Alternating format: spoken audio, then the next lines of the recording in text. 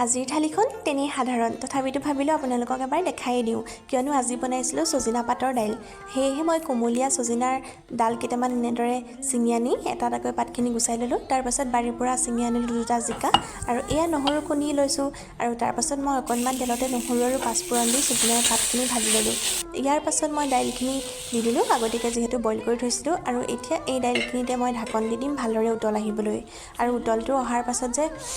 ইমান ধুনীয়া গোন্ধ এটা আহিছিলে নহয় আৰু তাৰ পাছত মই এইখিনি নিমখ দি নমাই থলোঁ আৰু এয়া বাৰীৰে শাক বুটলি থৈছিলোঁ যিহেতু সেইখিনিও ভালদৰে কাটি এতিয়া মই এইখিনি শুকানকৈ ভাজি ল'লোঁ আৰু আমাৰ সকলোৰে ফেভৰেট আলু পিটিকালৈ বুলি কাটিলোঁ পিঁয়াজ আৰু তাৰ পাছত উতলি থকা ভাততে মই ওপৰত দি দিলোঁ জিকাকেইটা আৰু ভেন্দি আৰু এয়া আমাৰ থালিখন ৰেডি হৈ গ'ল দাইলখিনি খাবলৈ যে ইমান সোৱাদ হৈছিলে নহয় লগতে কালি দাইলৰ চাটনিও আছিলে আৰু দাইলৰ চাটনিৰ ভিডিঅ'টো মই মোৰ চেনেলত আপলোড কৰি দিছোঁ আপোনালোকে গৈ চাবলৈ নাপাহৰিব আৰু লাইক কমেণ্ট শ্বেয়াৰ ছাবস্ক্ৰাইব কৰিব বাই বাই